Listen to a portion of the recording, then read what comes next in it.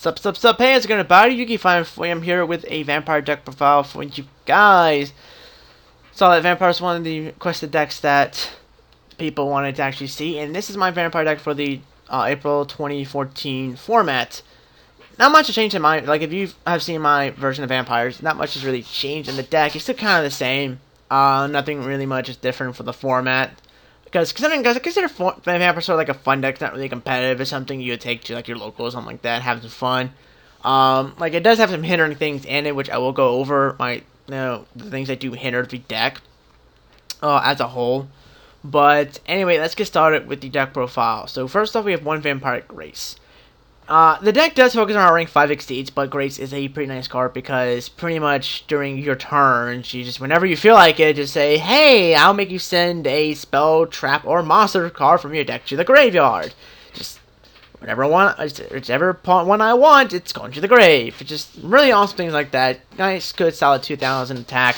And also, if you are special summoning a zombie monster, when you spend a level 5 or higher zombie type monster is special summoned to your side of the field by a zombie type monster, while it's in your graveyard, you can pay 2,000 to pretty much special summon her to the field as well. So it's a pretty nice little effect to actually have. It is a hefty little cost, but you know it's a free monster at times.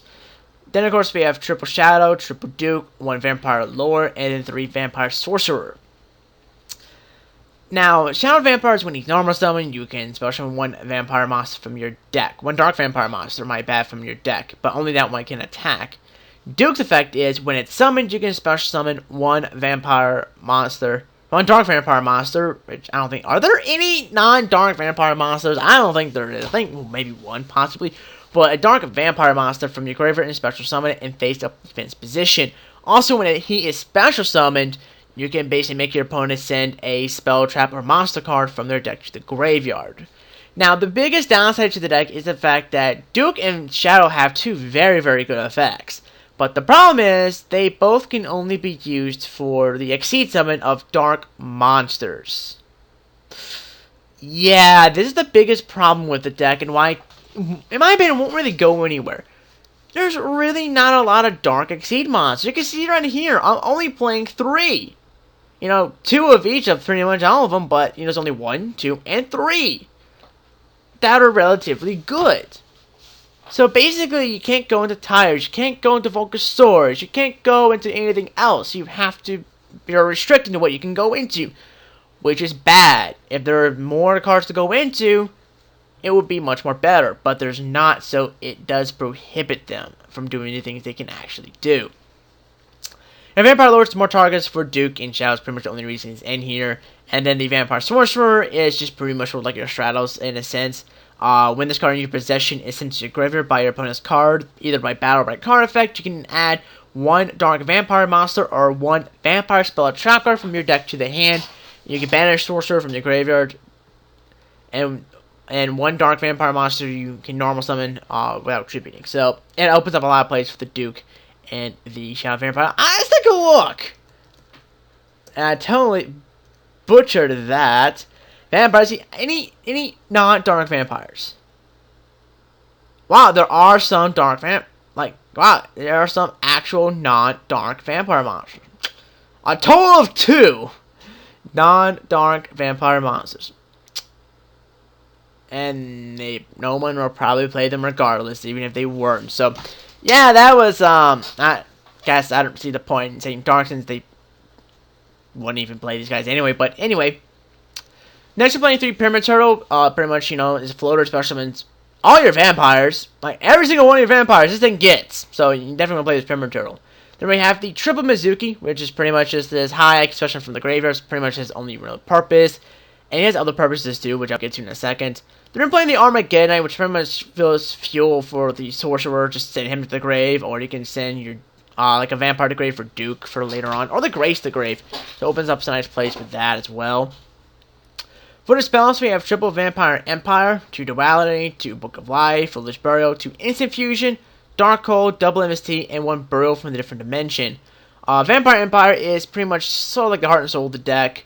Pretty much when all zombie monsters gain 500 attack during damage calc. And once per turn, when your opponent sends a card from the deck to the graveyard, you destroy one card on the field and send one vampire monster from your hand or deck to the graveyard. Yeah, if you can't actually send, you don't get the destruction effect. It's kind of another downside to the deck because it's not instant free popping. It's your limit to what you can do. So it's pretty much like a 2, 3, or 4 use card, and that's pretty much about it. It's just a nice card to boost up your attack. That's all it's going to go for. But typically what you typically want to send is basically more sorcerers to the grave. So I guess you can have that. And it's another reason why you want to play cards like that guys do Immorel, so you can cycle your deck and basically get more use out of Vampire Empire. The burn for the different dimension is to recycle Mizukis and the sorcerers, pretty much for Immorel stuff.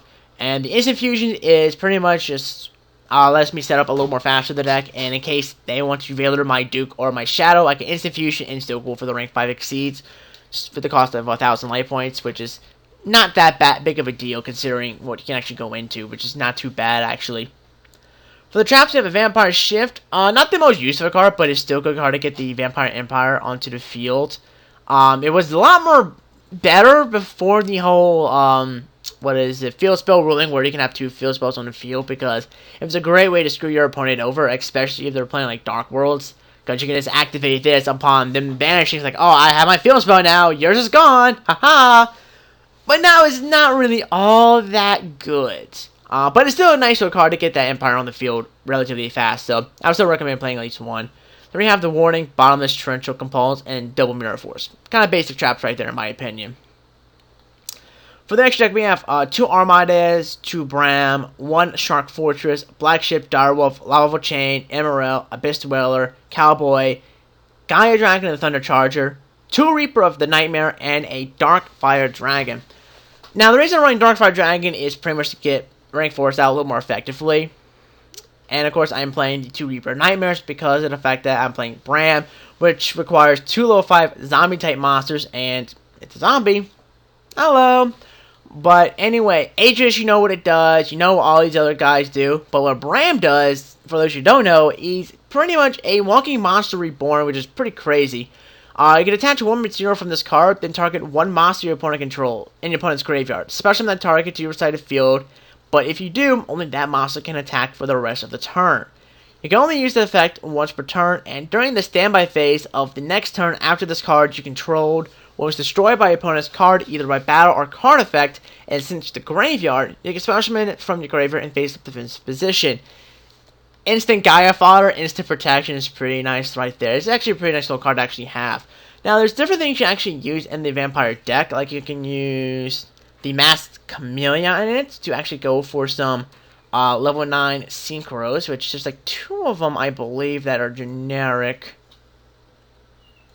Let's see. Oh, there's a couple of them, but like things you actually go into, like you have the Gigantic Castle, I think is how you pronounce it, and you also have the Fortress, which is like 3,000 defense. Like, you already get the effect of it, but it's 3,000 defense. Big booty right there. So nice good protection. So there's some option with Masked Chameleon you can actually use. You can also use things like Goblin Zombie, good comparison with the Vampire Empire, which is nice deck thinning for both of y'all pretty much.